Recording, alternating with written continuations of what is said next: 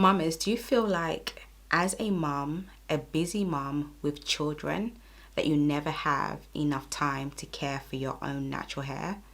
And because of this, your hair isn't thriving, it isn't reaching its full potential, it is breaking and just generally not in the best health. If you answered yes to any of these questions, this video is for you. I'm going to talk you through the practical steps that are going to help you, yes, as a busy mom, to make time to care for your natural hair so that your natural hair can thrive too.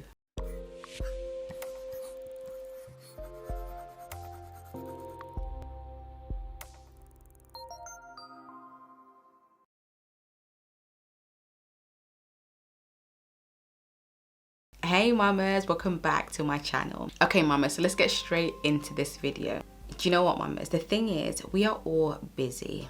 We are busy moms and I get it completely. I'm a busy mom myself. And it's true, we don't have enough time or enough hours in a day. But I'm going to be honest with you, we have to make time. We have to create time for our natural hair. We have to plan for wash and hair days. There's no two ways about it. We've got to plan, and that means we've got to actually schedule it into our diaries, because we're busy moms, right? We all have calendars and diaries. We've got to schedule it in, because if we don't do this, it's just not going to happen. Other things are going to get in the way, other things are going to become priority, and our wash days are going to be put on the back burner, and it's going to be a consistent thing. Mamas, this is self-care. Self-care is part of caring for our natural hair. You know, as moms, I've been there before as well, moms. We put ourselves last. We take care of everyone else and we come last. Sometimes we don't even come last. We're not even on the list. We're not on the list. We're caring for everyone else. By the time it gets to our turn, we're tired, we're burnt out. And that's why self-care for you, for me, it has become really important. Self-care shouldn't be an option. Self-care, caring for your hair, should be a priority. Dedicate a day of the week, whether it's weekly or fortnightly, just for your hair. Hire help, outsource. For example, get a cleaner in sometimes or regularly. Bulk cook for the week. And these are some of the things that's going to free up some of your time so that you can have that self-care, so you can have that time to care for your hair as well. You know, do your chores, do the things that you need to do. Get them out of the way, so that you can have that day, half a day, 1 hour for self-care. We want to reserve as much time as possible to care for your hair. It doesn't even have to be that long. But we want to make sure that on the days that you're caring for your hair, looking after your hair, you don't have other stuff to do. You don't have to worry about cooking, cleaning, doing the laundry, because you've done most of those things already. So when it's time to do your hair, when it's time to dedicate just a few hours to doing your hair, you're not thinking of all the other things you need to do. Personally, that's what I do. So for me, whenever it's time to do my hair, I'm not cooking, I'm not cleaning. Yes, I do have other tasks, of course, but most of my stuff I've done the previous day, for example. Just so that when I'm taking care of my hair, I don't have to think about all the other things I have to do. I have a minimal to-do list on that day because I want to have a free mind, you know, when I'm caring for my hair. I want to relax. I want to take in that self-care. Mamas, before I continue, if you're a mom and you're currently feeling frustrated, overwhelmed, even feeling like you have failed because you don't know how to care for your little one's natural hair, and you want to go from that place to a place where you're feeling, you know, happy, proud, accomplished, and confidently caring for your little one's natural hair, so that you can teach them how to, you know, love their hair, love themselves unapologetically, change their hair story, and create new generational cycles, I want to talk to you. Click the link below this video and book a free call with me. Let's see if we would be a good fit to work together. Also, mamas, the other thing is that you want to ensure that your wash days isn't taking the whole day.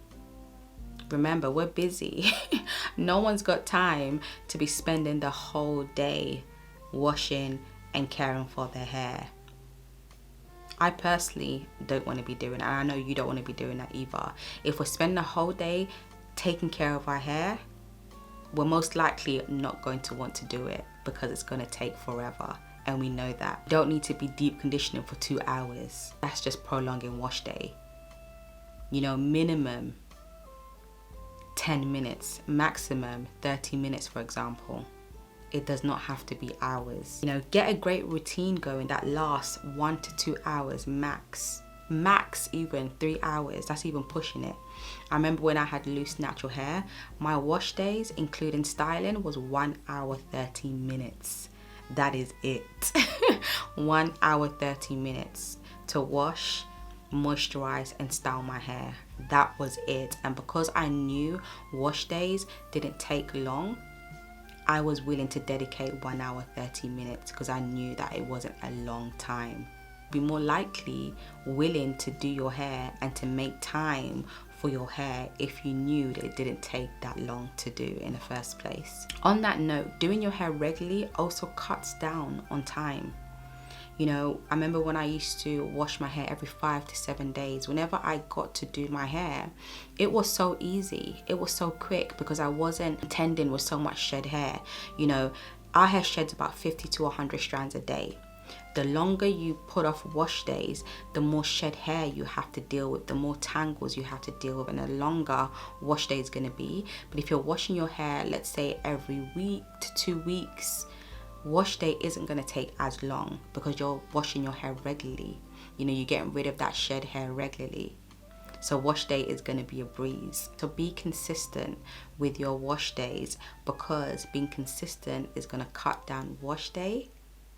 And if wash days cut down, you're more likely going to want to do your hair. So not doing your hair for months is going to be a nightmare. You know, the other tip is do your hair when your little one is napping.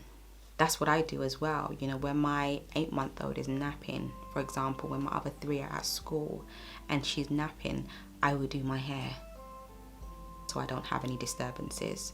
You know, maybe some of you would want to do that in the evening when your children are napping. If you're going to do that in the evening, make sure that you're drying your hair. If you have a dryer at home, that would be the best option if you're going to do it in the evening, just so you're not going to bed with damp hair. That can be damaging to your hair. If you don't have a dryer, do it earlier on in the day so that your hair has enough time to dry. So like I said, when your little one is napping, a great time to spend doing your hair. This is your time for yourself to take care of your hair and yourself. So we need those children napping. So making sure that they're at school or napping, or someone else.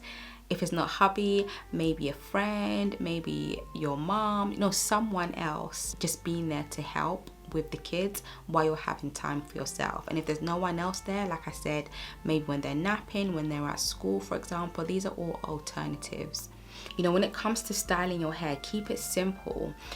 Preferably do your hair the night before, so you don't have to worry about doing your hair in the morning if you have somewhere to go, if you've got the school run or something like that. If your hair is done the night before, in the morning, you don't have to worry about doing it. And also do styles that don't require you to be in your hair every day.